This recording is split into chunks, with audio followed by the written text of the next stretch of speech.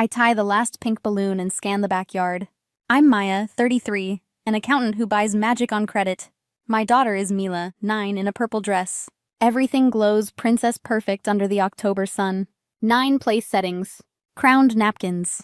A bounce house humming like a promise. Mila twirls, then keeps watching the gate. She asks, "Is Grandma here?" I lie. "They're coming, sweetheart." The doorbell rings.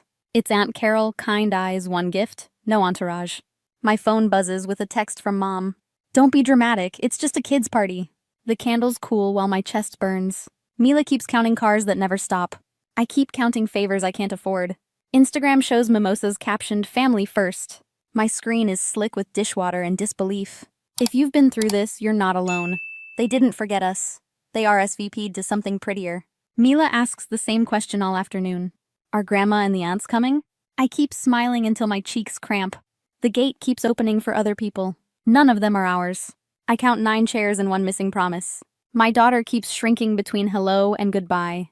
I slice cake with hands that won't stop shaking. Carol says she's sorry and hands me more plates. I wash them like penance, quiet and obedient.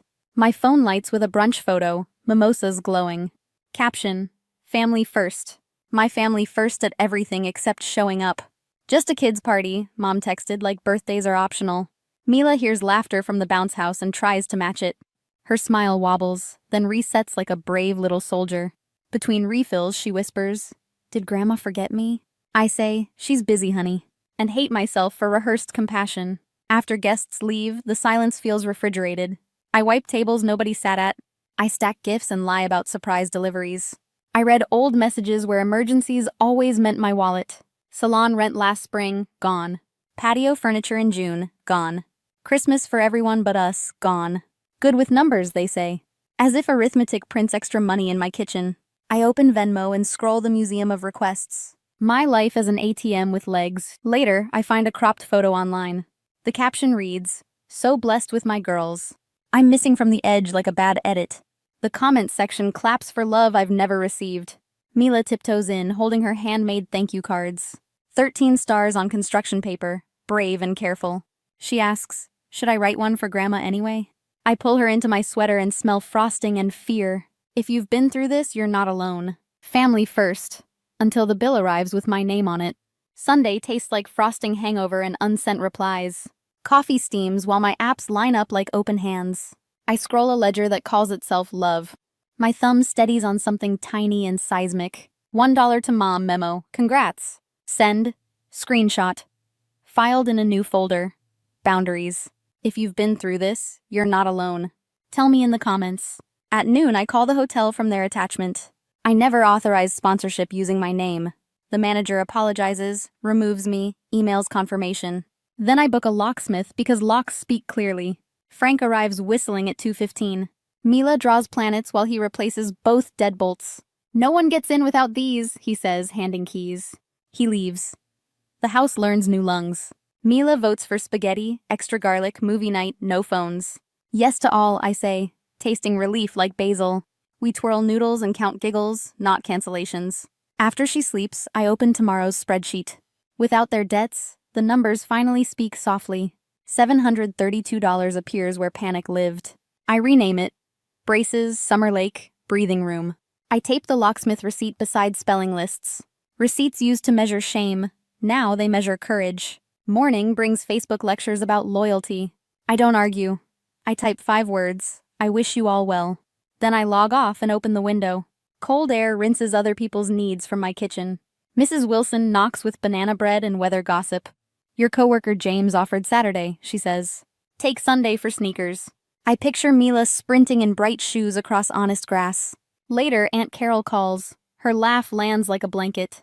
"Honey, you've carried grown people like toddlers. Put them down and watch who walks." After school, James appears with a flat box bookshelf. "I made this," he shrugs. We place it where afternoon light gathers. Mila arranges books by color until the room exhales.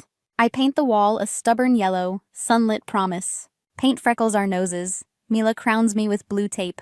She whispers, "Our house looks happier." "It finally acts like one," I answer. I used to think peace needed permission. Tonight I learn it needs decisions, receipts, and keys. The kettle sings. I listen for quiet, not footsteps. I text myself a prayer to Grandma Rose. Teach me to balance love without overdrawing myself.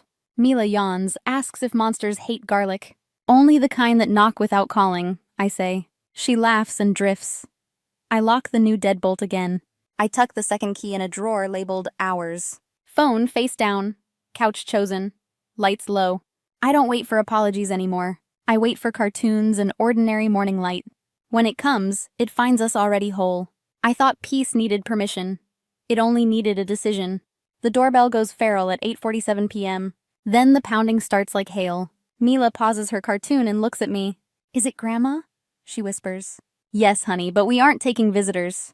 We practiced this, remember? Respect matters. She nods, lips pressed around brave. Through the peephole, 3 faces storm the porch. My mother in pearls, my sisters in fury. Open this door, Maya Allen, right now. I breathe slow and let the deadbolts speak. They ring again. They shout heirloom and theft. They drag my name across the wood. Mila squeezes my sweater, rabbit under her chin. I text Aunt Carol. They're here. I text Mrs. Wilson. Please ignore the noise. Blue lights wash our living room walls. Officer Thompson steps up, steady and kind. Evening, Miss Allen. May I come inside?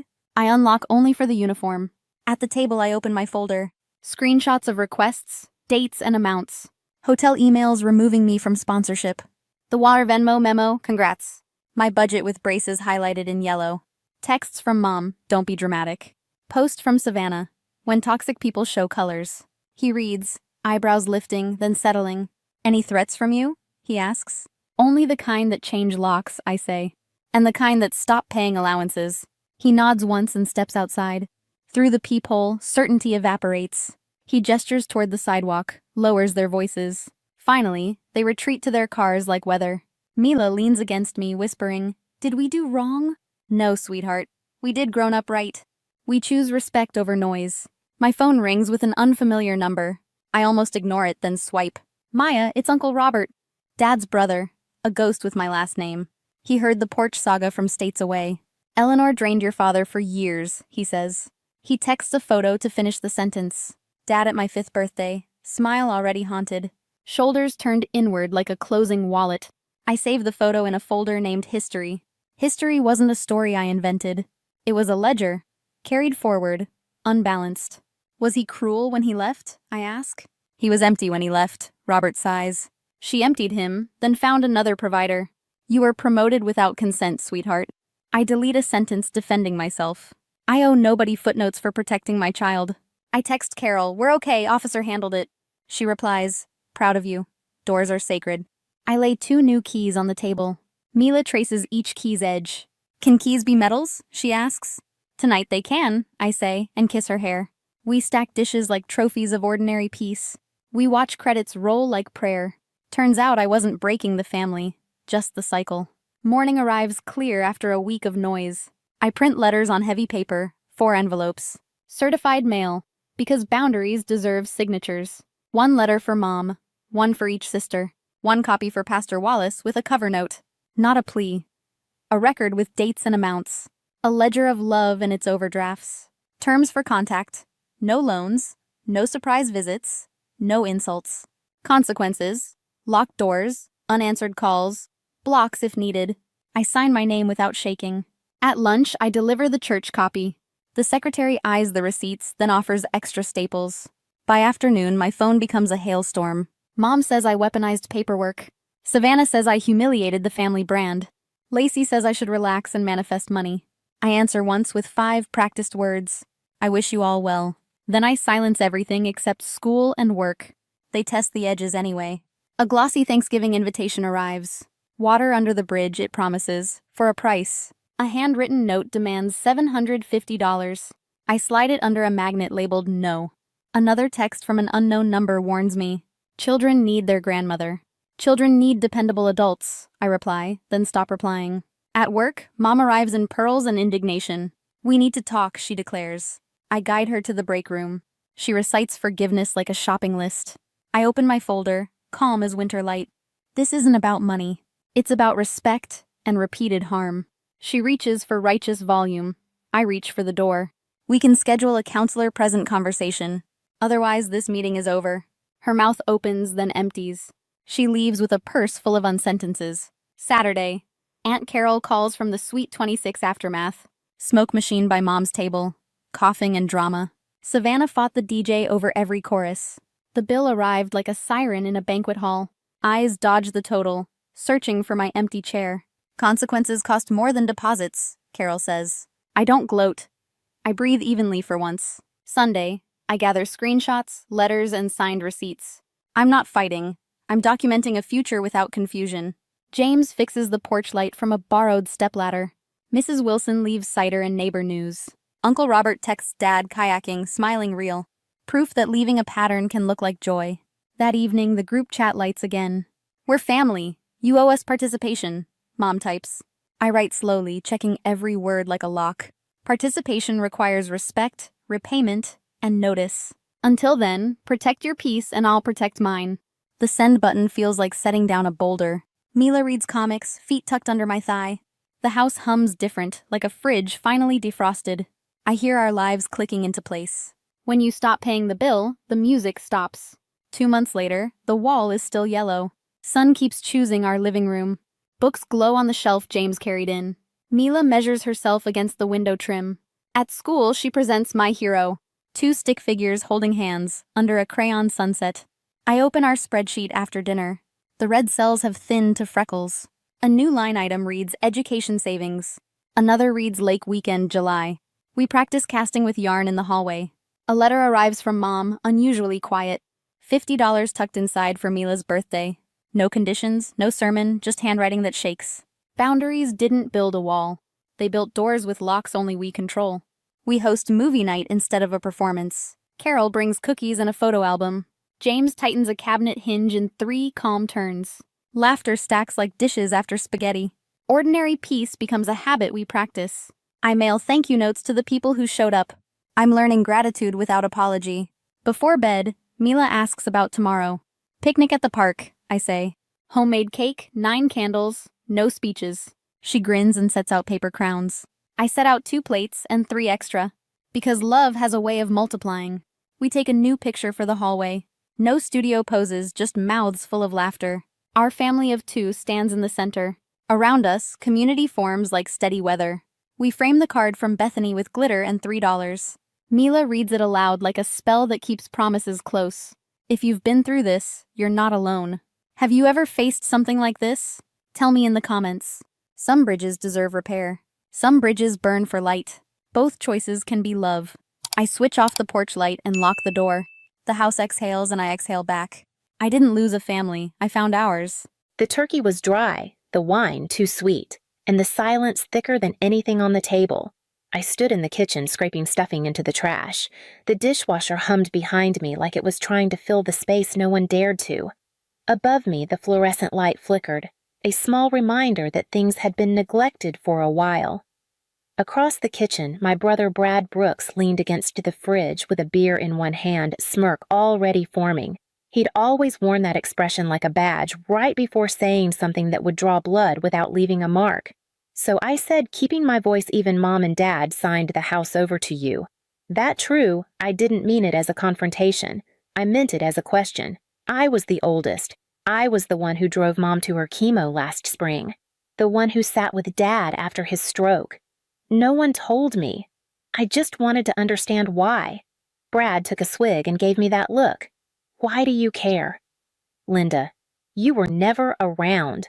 You were always too good for this place. Asheville, your nursing job, your important life. He said it like I'd betrayed something sacred by leaving. I was working, I said, but I was here when it counted. He shrugged. Flying in once or twice a year doesn't count. I turned off the faucet, dried my hands. I just think if we're talking about family property, maybe we all should have been part of that conversation. That's when it happened. Brad's body moved fast 1 second, I was by the counter the next. My back slammed into the fridge. I gasped. Then his knee came up, hard, square into my face. I saw white, then stars, then nothing but a wet ringing in my ears. My knees buckled, blood filled my mouth. My hand reached out blindly for something, anything to hold onto. No one had moved from the living room. Not yet. I dragged myself toward the phone on the wall. My vision swam, one eye swelling shut already, the other blinking against the sting of blood. My hand trembled as I found the buttons. I hit 9, then 1. The receiver was yanked from my grip so hard it cracked against the floor. "Stop it," my mother said. Elaine Brooks' apron, still tied at the waist, stood over me like I'd just knocked over a vase. "It's just a scratch," she said sharply. "You always turn things into a scene." I blinked up at her. One eye wouldn't open at all. The other saw her face without emotion. She wasn't horrified, not even surprised, just annoyed. From the living room, I heard the muted voice of the football announcer second and goal. "Donald Brooks." My father sat slouched in his recliner, still holding the remote, still not looking up. "There goes the drama queen again," he muttered. Blood dripped from my chin to my shirt. No one moved. Not Elaine, not Donald, not Brad. And then I saw it near the baseboard. My bracelet, the leather one I wore every shift in the ER. A patient gave it to me after I stayed through the night holding her hand while she died. It had snapped during the scuffle, now lying in a smear of blood. Useless. No one noticed. I bent down, picked it up. Something in me shifted quiet like a door closing. Then I walked to the front door and stepped out. No one followed. By the time I parked in front of my apartment, the bruising had settled into a deep, swollen purple. Makeup helped, but not much. Concealer couldn't hide the shape of a kneecap. I slipped into the ER through the staff entrance, keeping my head down. Badge clipped to my coat, mouth closed. I didn't want questions. I just needed to survive the shift. In the staff bathroom, I pressed a cold paper towel to my cheek, not because it worked, but because I needed something to do with my hands. The mirror was honest. My lip had split, swelling faintly. The bone around my eye was tender skin, dark like a shadow I couldn't wash off. A knock startled me. Linda Kayla, one of the newer nurses barely out of school, stood outside holding a cup. I opened the door. She looked at my face, then away. "Sorry, I thought you might want coffee." I took it. "Thanks." She didn't ask what happened. She didn't need to. It wasn't curiosity, it was concern. We walked to the break room. Jorge, a trauma nurse, glanced up, nodded once. That silent kind of check-in men do when they don't know how to say, "Are you okay?" I sat alone near the lockers during my break and finally checked my phone. No missed calls, no voicemails. Just one message from my sister Melissa. "Don't stir up drama. You know how Brad gets. Just let it go. 5 words, that's all." But they pressed heavier on my chest than Brad's knee ever did. I didn't know what I expected from her. Maybe not this.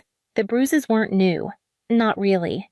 At 9, Brad had locked me in the backyard shed for taking the last Pop-Tart. I screamed, kicked the door, begged. I remember the smell of fertilizer, the rake teeth pressed against my calf, the dim light through the slats. When Mom finally let me out, she didn't ask what happened, just told me to apologize for being difficult. At 8, he shoved me into the linen closet because I was humming while he did homework. I hit the shelf going down, tore my elbow open on the hinge. I remember the light under the door. A pause. Elaine's shoes stopped right outside, then kept walking. She didn't even knock. Back then, I didn't have words like abuse or gaslighting. I thought maybe I really was dramatic, that I remembered things wrong, that I made them worse. But sitting on the floor of the break room that night, fingers absently tracing the ridge of swelling on my cheek, I felt it settle in me like a stone. This wasn't new, and it wasn't going to stop. That's when I took a pen from my bag and pulled a prescription pad from the stack. I wrote the date, then the words frontal trauma. Domestic, non-accidental. I paused, then underlined non-accidental. Slowly, twice. That night I started a new notebook. I titled it What They Did. Page 1, Thanksgiving. Page 2, The Shed. Page 3, The Closet. Page 4, The birthday they skipped but told people I was traveling. Some memories hurt too much to hold, but if I didn't write them down, I feared I'd start making them softer. They didn't deserve soft. A week later, I stopped by the house to drop off groceries. Just the usual oat milk for Mom, low-sodium soup for Dad. No one said thank you. No one asked how work was. Elaine was arranging pine-scented candles on the mantel. Donald stared at the TV muted golf playing across his glasses. Brad wasn't there. That was the only relief. "I'm going to check the attic," I said. "Think I left one of my old blankets up there." No one looked up. The attic was exactly as I remembered, musty, full of boxes no one had opened since the Clinton administration. I coughed as I moved past crates of old linens and a broken fan. Then I saw it. A box labeled in Elaine's handwriting. Family 1989, 2001. I sat on the floor and opened it. Photos spilled out. Brad at the zoo. Brad at his science fair. Brad in his baseball uniform. There were entire albums devoted to his childhood, one for each grade. I kept flipping, page after page, every birthday cake, every Christmas stocking, every Easter basket, his name, his face, his grin. But not me, not a single photo. Then, halfway through one page with a torn edge, the plastic sleeve still had the imprint of a removed photo, and beneath it scribbled in faded pen, Linda's day no image, just the ghost of one. My hands shook. I dug deeper, found a photo ripped jagged through the middle, a cake with pink frosting, half a balloon, the curl of handwriting that looked like mine, and a tiny edge of a blue sweater I remembered wearing on my 9th birthday. I didn't speak. I just stared. Someone had gone through these books and removed me. Not forgotten. Erased. I put the box back where I found it. No blanket in my hands, just dust on my fingers. And that torn sliver of birthday sitting in my pocket like a crime scene. Back home, I spread everything out on the kitchen table, old injury photos, scribbled dates, copies of medical visit notes, that half-torn birthday picture I'd folded flat again. I taped each one onto the wall, one by one. Not for drama, for documentation. I called it the case against silence. And still part of me wondered if I was being too much, if I was stacking stories that didn't belong together, if maybe Melissa was right. That's when the phone rang. Rachel McKinley. We hadn't spoken in years. She grew up next door, used to trade lunches with me in 2nd grade. Her voice hadn't changed. Linda, she said I didn't know if I should call, but it's about Sophie, her niece, 8 years old, staying with Elaine for the week while Rachel's sister was overseas. She told me something today, Rachel continued. Said Uncle Brad got mad, said she was being loud and he pushed her. Not hard, but enough. My grip tightened on the phone. Rachel's voice broke. Then she said, he told me not to be a drama queen like Linda. I stared at the wall, the photos, the notes, the dates. It wasn't just a memory anymore. It wasn't personal. It was a pattern. And it had started again, just a smaller target this time. Rachel was still talking, asking what she should do. I didn't answer right away. I was looking at a note I'd written the night I got home from the hospital at 23. It wasn't bad enough to matter, except now it did, because it wasn't just about me anymore. That night I couldn't sleep. I kept hearing Sophie's voice in my head. He told me not to be a drama queen like Linda. The words stung not because they were new, but because they weren't. They'd simply been passed down like a family heirloom no one asked for. I sat in the dark, staring at the wall I'd covered in evidence. Each page fluttered faintly in the breeze from the cracked window. The room smelled like printer ink and something older like grief that had settled in the carpet. I opened my laptop. There, in an old backup folder I didn't even remember naming, was a series of images from over a decade ago. Me in my early 20s, standing in the bathroom mirror, bruised collarbone, split lip, a purpling eye barely open. I had forgotten I'd taken them. Back then, I must have needed proof. But somewhere along the way, I buried it. Hid the photos, maybe thinking if I couldn't see them, they weren't real. Now they stared back like witnesses I'd once silenced. I started dragging files into a folder. Then, I opened a new document and titled it Project Witness. Every detail went in. Not just what they did, but what they said after. What I was wearing. What I said back. What I didn't. And what I knew now, that if I stayed silent, Sophie would learn the same lessons I did. How to fold pain into politeness. How to bleed quietly. I couldn't let that happen. Not again. The envelope was cream-colored and thick. No return address. Just my name, handwritten in tight, careful print. I opened it over the sink crumbs from dry toast still on the counter. Inside was a letter. 3 pages. Signed at the bottom, Miss Florence Greer, my 8th grade music teacher. I hadn't thought of her in years, but the second I saw her name, I remembered the day I flinched when Brad slammed a locker shut. She had looked at me gently for a beat too long. She wrote, Linda, I saw the bruises back then. I filed a report with the school counselor. Your parents came in furious. There were threats, lawyers, defamation. The counselor backed off. I stayed quiet. I've regretted that ever since. I kept my journal from those years. The report, too. If you ever need it, it's yours. You weren't too sensitive. You weren't making it up. I believed you then. I believe you now. My hands trembled, but not from anger, from relief. For the first time, someone outside the family had said it, written it down, confirmed that what I remembered wasn't some twisted version of events. It was real. I called her that afternoon. Her voice was softer than I recalled, older but steady. "I'm sorry I didn't do more," she said. "People like your mother count on silence, yours and everyone else's." I looked at the wall in front of me, the notes, the pictures, the photo Rachel had texted of Sophie, her lips swollen and her eyes not meeting the camera. "They won't get that silence anymore," I said. "Not from me." Elaine called the next week. Her voice was light, almost sweet. "We're having dinner Sunday, just family. Brad and Heather will be there. You should come." I hesitated. Then I said yes. I baked a peach pie, Elaine's favorite, and bought a bouquet of pale yellow tulips, the kind she used to keep on the windowsill when I was little before she stopped noticing small things. When I arrived, the table was already set. Candles, cloth napkins, wine glasses turned just so. Brad sat at the head arm around Heather, who smiled like she'd been rehearsed. Elaine took the pie, nodded once. "Smells fine," she said. We sat. The turkey was warm, the rolls slightly burnt. Brad launched into a story one I hadn't heard in years. "Remember when Linda locked herself in the closet because I took her crayons?" He laughed. "You were such a mess back then. Everyone laughed with him." I didn't. "It was the other way around," I said quietly. "You locked me in." Brad grinned. "You're still holding on to that." I looked down at my lap, one hand on the napkin, the other near the teapot. Elaine sighed. "Can we not ruin dinner for once?" And then the teapot tipped. Scalding water poured into my lap. I gasped, pushing back my chair, the heat biting through my jeans. Elaine didn't move. Brad blinked, then chuckled. "Careful where you sit."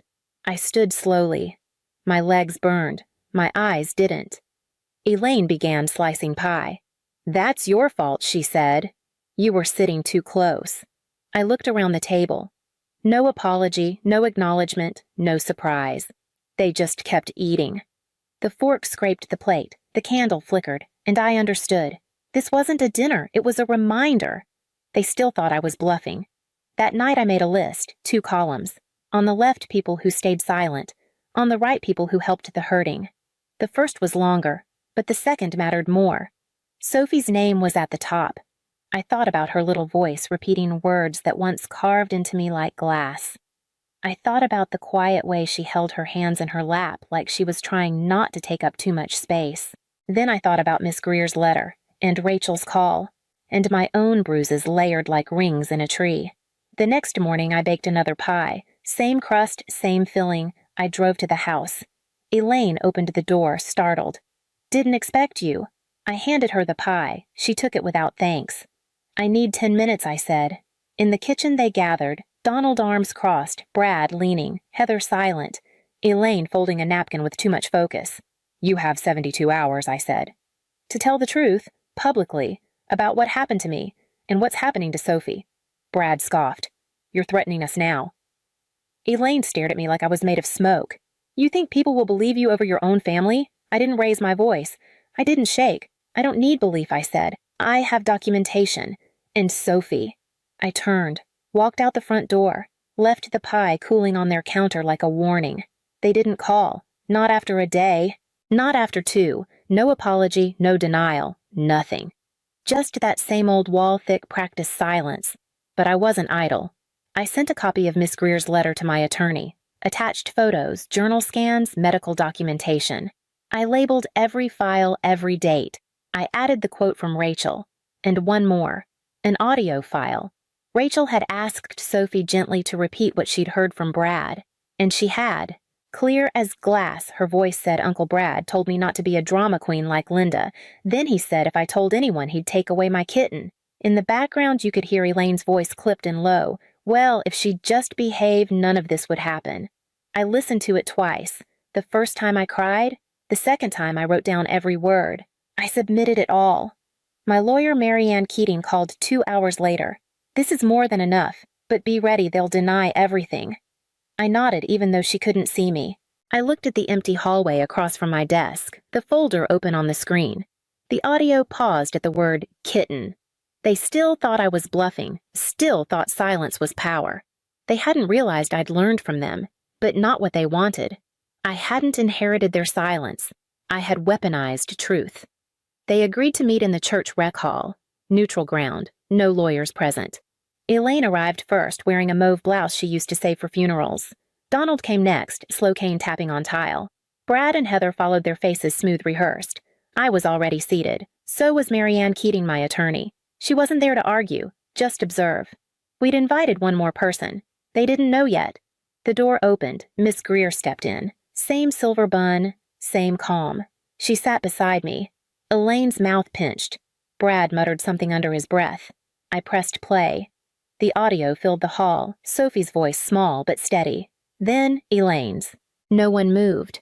I handed out copies of Miss Greer's letter. Donald scanned it. Elaine folded hers without reading. Brad refused to take it. Heather stared at the table. Marianne laid down a final paper, a statement of temporary protective custody. Sophie would remain with Rachel until further notice. CPS was already involved. The school had been notified. Elaine opened her mouth, closed it again. Then Miss Greer stood. She placed something on the table between us. A china teacup, white with a blue rim. It was mine. From years ago. She looked at Elaine. You gave this to the thrift store. I bought it back. Elaine scoffed. It's just a cup. Miss Greer didn't flinch. No. It's what she held onto when no one else held her. No one spoke. The room felt strangely still, like a curtain had dropped. A scene over. No applause. Brad looked at me then, not angry, just confused. Like he couldn't understand how the story didn't end the way he expected. I stood, took the teacup, slid it gently into my bag, then walked out. The apartment was quiet when I got home. I set the teacup on the windowsill beside a pot of basil that hadn't quite given up. Light touched the rim just right. It glowed faintly, like it remembered what hands had once held it. I made tea. No music. No news. Just the kettle, the mug, the chair. A few hours later, the doorbell rang. It was Rachel with Sophie curled behind her legs. Her backpack sagged on one shoulder. A plush kitten peeked from the zipper. Rachel looked tired, but grateful. She wanted to bring something. Sophie stepped forward. In her hand was a folded piece of paper. She didn't speak. Just gave it to me, then climbed onto the couch without waiting for permission. I unfolded the note. It was a drawing, me and Sophie side by side, each holding a teacup. Hers was pink, mine blue. We were both smiling. In shaky pencil beneath, she'd written, "Safe now." I sat across from her tea, cooling between us. She looked up at me, really looked, and I saw it. Recognition, not just of me, of herself in me. I didn't say much that night, didn't need to. Before bed, I added one line to the top of my journal. Silence isn't my legacy. 3 weeks later, the papers came through. Rachel was granted full guardianship of Sophie. The court issued a no-contact order against Brad, effective immediately. Supervised visitation only with a state-appointed monitor. Elaine and Donald were included in the restriction pending evaluation. It wasn't dramatic. It didn't make the news. Just signatures, timestamps, initials, and neat corners of documents that now held weight like anchors. Marianne called me that afternoon. "You did it," she said. I wasn't sure what that meant exactly. I hadn't fixed anything. But the bleeding had stopped. That night, I packed a small box. Inside, printed copies of everything: photos, letters, audio transcripts, a thumb drive with every file labeled and dated. I mailed it to a P.O. box I'd opened in Sophie's name. No one had to see it now. But one day she might want to. One day she might need to remember what was survived for her, and who didn't look away. At dinner, I poured tea for both of us. Sophie had found a matching cup at the thrift store, plastic, but with the same blue band. She lifted it to her mouth with both hands. "You think they're still mad?" she asked. I smiled slow. "Doesn't matter." And it didn't. Not anymore. Spring came late that year. The trees outside my window stayed bare into April, as if unsure whether the cold had really passed. Sophie liked to sit by the window in the mornings. She'd draw hum under her breath and occasionally glance up to see if the tulips in the pot had bloomed yet. One morning I placed something beside her notebook. She looked down. A new teacup, porcelain blue-rimmed, just like mine. No cracks, no chips. She traced the edge with her finger. "Is it for me?" I nodded. "You don't have to drink from the broken ones anymore." She didn't say anything, just pulled it close gently like it was something alive. Across from her, I set my own. The old one Miss Greer had saved, still intact, still standing, 2 teacups side by side. I poured us both chamomile. The light caught in her cup like a quiet promise. She leaned her chin on her hand, studying me. Do you think they'll ever say sorry I didn't answer right away? Because some questions don't need answers. Some answers don't matter. I reached for my cup, the rim warm against my palm. Sophie lifted hers too. We drank in silence. The window behind her was full of green. My name is Evelyn Hart. I'm 31, and last spring I placed $10 million in my mother's safe. By the next morning she was gone. So was my sister, and so was every last dollar. But that's not the part I need to explain. You see, people assume betrayal looks like a knife. Sharp, obvious, loud. But sometimes it's a whisper, a teacup left on the counter, a safe door left open just wide enough for sunlight to catch nothing inside. That morning, I woke in the old twin bed from my childhood. The frame still creaked the same way. My mother Lillian hadn't changed the wallpaper in 20 years. Faded roses, the kind that made everything look like it was trying to be soft. Lillian Hart was a waitress most of her life. Short-tempered on the outside, but always bringing home extra rolls in her purse after long shifts. She raised 2 daughters, alone me and my sister Amber. I was the quiet one, the overachiever. Amber was the one people said had spirit. That was just their polite way of saying she broke a lot of things. That morning, I expected the smell of coffee. Bacon, maybe. She still used the same drip machine from the 90s, the one with the crack down the side. But the house was silent. Too silent. I called for her. Then for Amber. Nothing. I padded down the hallway. Her bedroom door was open. Bed made. No purse on the hook, no coffee on, no car in the driveway. I knew something was wrong before I opened the office door. The bookcase was already slid slightly off its track. Behind it was the wall safe I had installed 3 years ago. Fireproof, hidden, reinforced, empty. Not just empty clean. Like someone had taken not just the money, but the memory of it. Like it had never been there at all. On the kitchen counter, propped against the coffee maker, sat a single note in my mother's handwriting. Thanks for your money. Now we can finally live our dream life. Mom and Amber, if you're waiting for the part where I screamed or cried that comes later, what I did first was laugh. And if that doesn't make sense, just keep listening. I've been told more than once that I got out. That's what people say when you come from a place that tries to hold you still, poverty silence expectations, and you somehow slip free. But the truth is, I never left that house. Not really. It was a 2-bedroom rental in a neighborhood that always felt one job loss away from collapse. We had a mold problem in the bathroom that Mom insisted was just mildew. The water heater rattled like it was trying to leave us. The carpet always smelled like someone else's dog. Lillian Hart, my mother, worked at the same diner for 26 years. She wore white orthopedic shoes and came home with grease in her hair and change in her apron. She never complained except when she did it to protect us. She used to say, "You girls are going to do better than me. You have to." We lived paycheck to paycheck, but somehow there was always enough for one birthday gift each, a homemade cake with canned frosting and second-hand Christmas lights that blinked out by New Year's. It wasn't joy, but it was love. Or maybe it was duty, and I just called it love because that's what I needed it to be. I was the planner, the saver, the girl who did her own homework, and her sisters too. Amber, 5 years younger, was the wild one. Loud, magnetic, impulsive. She got into things she couldn't finish, and I'd step in to fix them. Teachers, friend drama, one unfortunate fender bender. She'd cry. I'd cover the cost. Mom always said she's just figuring herself out. Not everyone's built like you, Evelyn. At the time, I thought that was kindness. Now I wonder if it was permission. When I got into MIT on a full ride, I remember Mom cried, but not the joyful kind of cry. It was the kind where her jaw stayed tight and her arms didn't reach for me. "Guess one of my girls made it," she said. That was all. Even then, I didn't know how to read the distance in her eyes. She came to graduation. She clapped. She smiled for pictures. But she never said, "I'm proud of you," unless someone else was listening. Amber didn't finish community college. She worked a dozen jobs over the years, retail waitressing, pet sitting, but none of them stuck. There was always something: a bad boss, a breakup, a panic attack. She moved in with Mom more times than I could count. I helped when I could. Paid off a medical bill here, fixed a car there. Never big gestures, just enough so they didn't fall apart. I told myself that's what family does. But here's something I've learned the hard way. The more you rescue people, the more they forget you have limits. And if you rescue them long enough, they stop saying thank you. They just start waiting for the next time. Still, I kept giving, because I thought that meant I was good. Because I believed it kept us close. Because deep down, I was afraid that if I stopped, they'd leave. And maybe they would have. But not in the way they did. I built my company alone.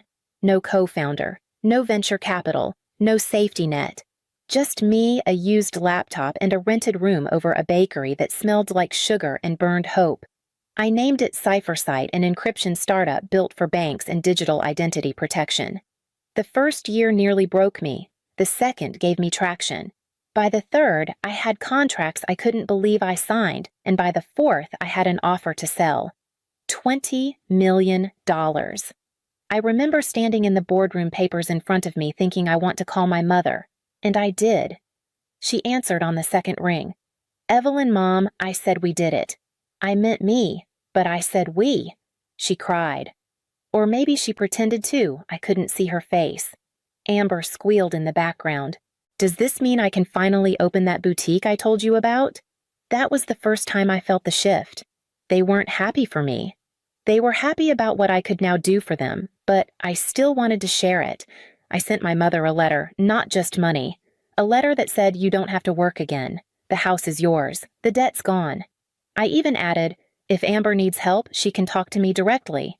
She never replied to the letter, just texted "appreciate it." At least one of my girls made it. I brushed it off. That's what we do, right? We tell ourselves family just has a hard time expressing gratitude, but the resentment wasn't subtle anymore. Whenever I'd mention a win, an interview, a keynote, even the house I wanted to buy my mother would sigh and say, "Must be nice."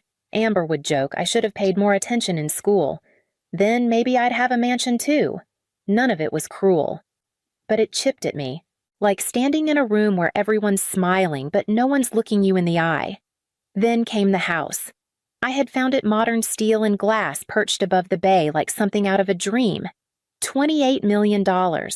I planned to offer $10 million in cash. The seller was looking for fast, clean certainty. I didn't want delays. I didn't want to lose it. And I didn't want the money sitting in a bank vault where no one could access it before closing. That's when I thought of the safe. 3 years earlier, I had paid to install a secure vault in Mom's house hidden behind a bookshelf. It was meant for her collection of porcelain figurines. At the time, I thought it was quirky. Now I wonder if she already knew what it could be used for. When I told Caleb, my fiancé, about my plan to place the money there overnight, he stared at me for a long time. "You trust them that much?" he asked. I didn't answer, because saying yes would have been a lie, and saying no would have meant admitting something I wasn't ready to face. Sometimes we don't ignore the warning signs. We just relabel them as love. The day I withdrew the money, it rained. Not a storm, just that slow, steady kind that makes everything feel heavier than it should. I remember gripping the steering wheel tighter as I left the bank, not from fear, but from the weight of what I was carrying, not the cash. The decision. Caleb had begged me not to do it. "This is insane," he said the night before, pushing his half-finished dinner aside. "You're walking out of a bank with $10 million in cash like you're in a movie. What if something goes wrong?" I smiled, trying to settle his nerves. "I hired a private security team," I told him. 2 of Kyle's best guys, ex-military. They'll follow me from the bank to Mom's. The money stays there overnight. That's it. I'll pick it up tomorrow morning before closing." He shook his head. "Why your mom's house? Why not a safety deposit box? A vault? Something professional?" I didn't tell him the real reason, that I needed to prove something to myself. That trusting my mother Lillian was like making peace with every version of my childhood that still whispered she tried her best. Instead, I said, "Her safe is solid. I had it installed myself. She barely uses it. He didn't look convinced. That afternoon, the two guards, Trevor and Marcus, met me at the bank. They didn't ask questions. They handled the duffel bags like they'd done this 100 times. Maybe they had. We arrived at my mother's house just before 6. Amber answered the door all wide-eyed and breathless. "Whoa," she said, eyeing the men behind me. "What is this? Some kind of heist?" Lillian came out from the kitchen, drying her hands on a floral dish towel. "Evelyn, this feels like overkill." I smiled tightly. "It's $10 million, Mom." She led us to the office. The bookshelf slid back. The safe opened. Trevor and Marcus loaded the 3 duffel bags inside, locked it, tested the code. Done. Before they left, Trevor turned to me. "We'll be back at 9 a.m. Sharp." After the door closed behind them, the house felt different. Not tense, not hostile. Just oddly alert. Like everyone was listening a little too closely, even while doing normal things. Mom offered to cook. Amber lit candles again. She said it helped her relax the energy. Dinner was quiet until Amber asked, "Is all that really cash? Like physical bills, mostly 500s?" I said, taking a sip of wine. "It's not how most deals happen, but in this case it makes a difference." "Isn't that risky?" she said. "What if something happened?" Lillian cut in. "Nothing's going to happen. It's safe here." She looked me right in the eyes when she said that. And for a moment, I believed her. Later that night, I passed her in the hallway. She was whispering on the phone. Said it was someone from her gardening club. Amber was already in bed, or at least she said she was. Her door was closed, light off. I climbed into that creaky twin bed, stared at the ceiling, and told myself, "They love you. You're just being paranoid." Funny thing about intuition? It doesn't speak loudly. It waits. If I'd listened to what I felt if I'd gotten out of bed, I might have caught them in the act. But I didn't. I stayed. I slept. And I lost everything. I woke to silence. Not the peaceful kind, the hollow kind. The kind that makes you hold your breath without meaning to. The sun was just beginning to press through the blinds' thin, cold lines of light across the carpet. The house should have been stirring. My mother always woke before me. Amber usually blasted music before noon. But this morning, nothing. I got up slowly, still groggy from a sleep I didn't trust. No sounds in the kitchen, no coffee brewing, no footsteps, no hum from the old fridge. Just empty air. I patted down the hallway. Amber's door was open. Bed made. Empty. Lillian's door, too neatly folded quilt, no signs of anyone ever sleeping there. I called out, "Mom." No answer. A sharp chill moved through me. The kind your body understands before your brain catches up. I stepped into the office. The bookshelf was already moved, just slightly, as if someone forgot to push it back into place. The safe door stood wide open. There was nothing inside. Not a bill. Not a slip of paper. Just that gray, empty metal box. Like a mouth hanging open after a scream. I didn't react right away. My hands went numb first. Then my throat locked up. I turned around, moved toward the kitchen. That's when I saw it. On the counter, leaning against the chipped coffee maker, was a folded piece of paper, torn from a notebook written in blue pen. I knew my mother's handwriting. "Thanks for your money.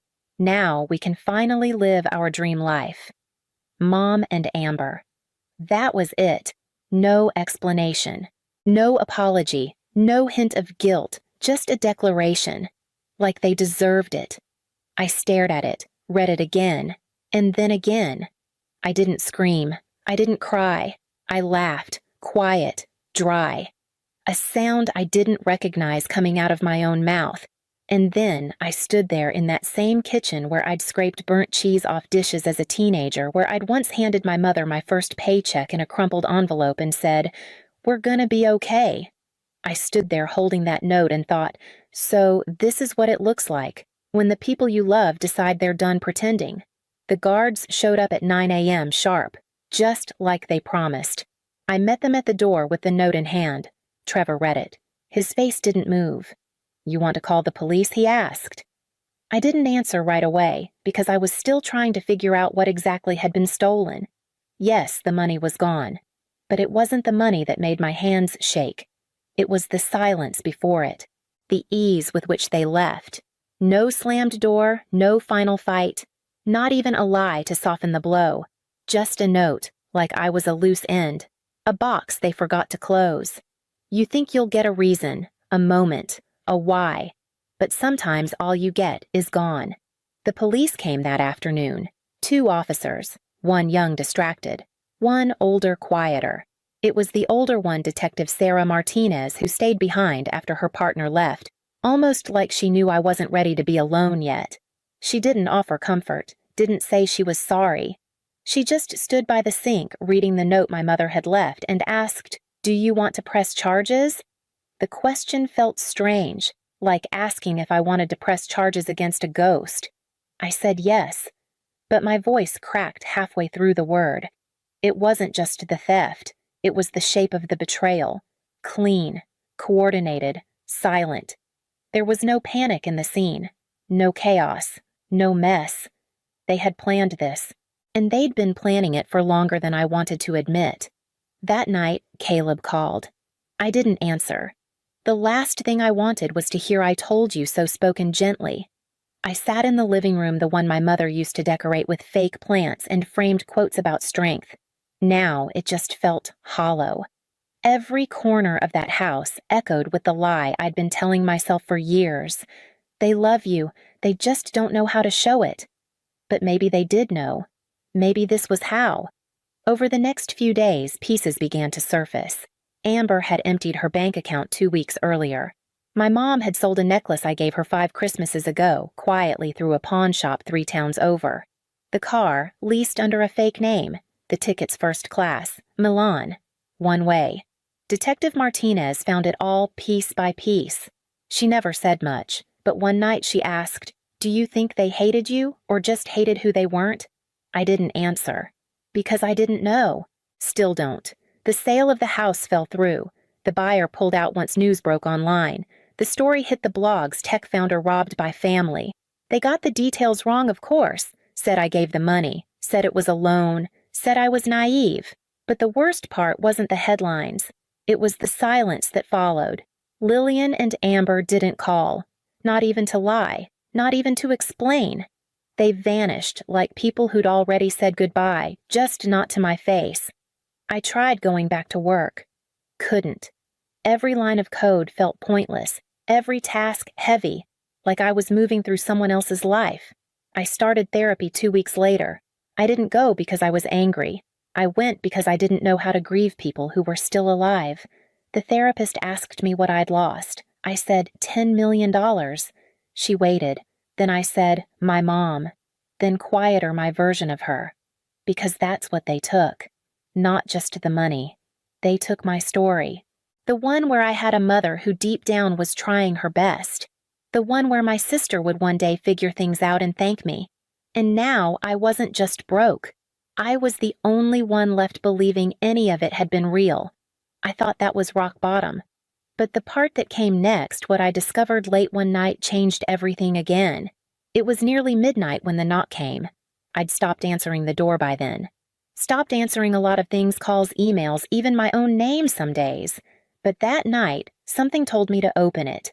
It was Trevor, the security guy from the bank drop-off, ex-military. Always looked like he was scanning the room even when he blinked. He didn't say hello, just stepped inside, shut the door quietly and said, "We need to talk about the money." I stared at him. What about it? He looked at me like I'd just asked what day it was. You don't remember signing the override, the what? He reached into his folder, pulled out a copy of a form signed in my handwriting dated 2 days before the transfer, requesting a high-risk, high-value countermeasure swapping real currency with high-fidelity replicas for temporary storage, triggered automatically if a risk threshold was flagged. Apparently I had authorized it. I blinked. That can't be right. I would have remembered that. You didn't want to remember it, Trevor said. Not unkind, just true. Clients like you, the ones who've been through things before, who trust people because they build these fallback systems, then forget they exist until they need them. I sat down slowly. You're telling me? I said the words catching. The money they took was fake, he finished. Professionally printed, dummy bills, enough to pass quick inspection, not enough to spend. I didn't speak for a while, didn't smile, didn't cry, just sat there staring past the wall into a memory I didn't know I had me, signing the form in the bank's private office, hands shaking, the advisor gently saying, "Just in case you ever get that feeling like maybe you're being watched too closely." Me nodding saying, "Fine, but I hope I never have to use it."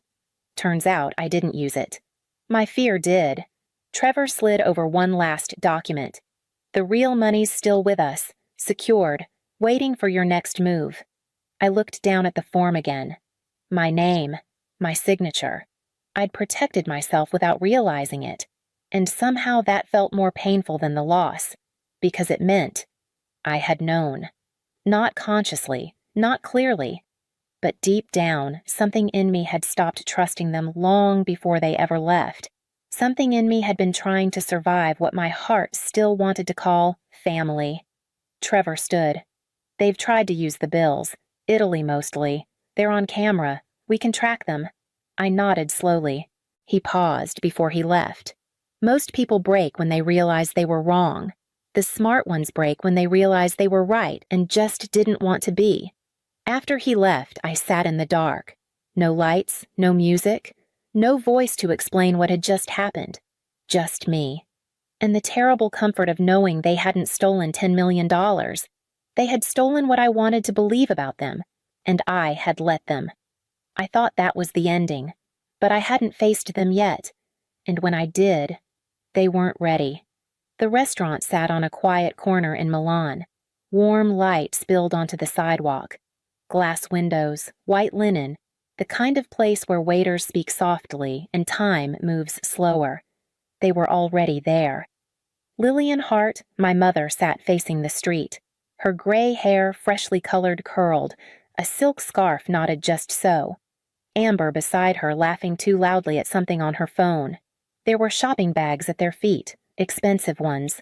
They looked like two women who had won something. I stood across the street for a while, watching. I expected anger to rise in me, or panic, or grief. But what I felt was simpler than that, a kind of stillness. The same feeling you get when you finally stop waiting for someone to come home. I walked in without hesitation. The maitre d' glanced at me unsure. I nodded. "Table for 3. They're expecting me." He didn't question it. I walked slowly to the table. Neither of them looked up right away. Not until I said, "You left the note on the wrong side of the coffee maker." Amber froze mid-laugh. Lillian blinked twice.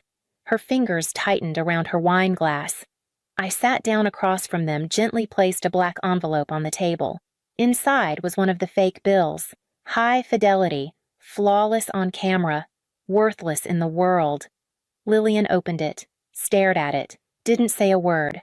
Amber broke first. "What is this, some kind of threat?" "No," I said calmly. "Just a receipt. For the story you tried to steal." Lillian's voice was cold.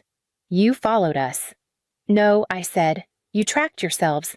Every bill had a chip. You made it easy." A pause.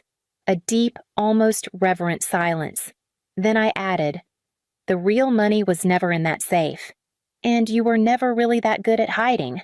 Amber's mouth moved, but no sound came. Lillian leaned back, unreadable. "You going to call the police?" she asked. "Already did," I said. "They just needed location confirmation." Out the window I saw them, 2 plainclothes officers walking slowly toward the door. Lillian closed her eyes for a moment. Not in prayer, in calculation. Amber whispered, "You tricked us." I shook my head. "No. I just didn't stop protecting myself. Not this time." They didn't resist, didn't shout, just sat there as the officers walked in and said both their names. The moment they stood up, I did too. I didn't say goodbye, didn't explain, didn't offer forgiveness. As I turned to leave, Lillian reached out, touched my wrist lightly. "Why did you even come?" I looked at her steady. "Because I needed you to see my face. When you realized you lost something that was real. And then I walked out, into the Milan air, into a world that didn't know me as a daughter anymore. And for the first time in years, that felt like freedom. The money stayed, but something deeper left me that night, and I wouldn't know what it was until I got home. The house was quieter than I remembered, not just silent still, like even the air had stopped moving. I'd left it untouched since the night I flew to Milan. The duffel bags were gone, the note was gone, the safe remained. Open, empty, like it had always been waiting to be a symbol. I didn't move back in. I didn't sell it either. I just left it. Let it sit there like a question I no longer needed answered. The money stayed safe, transferred, protected. But something had shifted in me. I bought a small home on the Oregon coast, nothing flashy. 2 bedrooms, wood floors that creaked like memory, a porch that caught the morning sun, a fireplace that didn't need to be fancy to feel warm. I didn't go back to running the company. I handed it over quietly to someone I trusted. Not because I gave up, but because I finally understood that building something didn't mean I had to carry it forever. For the first time in years, I stopped checking my phone every hour, stopped answering questions I didn't owe anyone. I planted herbs in the windowsill. I burned old photos. I kept one. It was a picture of me at age 12, standing in front of a school science fair project with a lopsided smile and scraped knees. No one else in the frame. Just me. I hung it above my desk, not because it was joyful, but because it was honest. I thought closure would feel like a locked door, but it didn't. It felt like walking out the front door without needing to explain why. The last thing I kept was the envelope from Milan, the fake bill inside. Not as a trophy, just as a reminder of how far someone might go if you let them believe you'll never leave, of how easy it is to confuse loyalty with silence. Some days I still wonder what they're telling themselves. If they say I ruined them, if they believe I planned it all from the start, if they miss me. But the truth is, it doesn't matter. I don't need their version anymore. And if anyone ever asks me what I lost, I'll say this: I lost the story I was raised to believe. And in its place, I found something quieter, but real. I didn't come back to be loved. I came back so they couldn't lie about me again. If someone once rewrote your story without asking, just leave a single period. I'll know.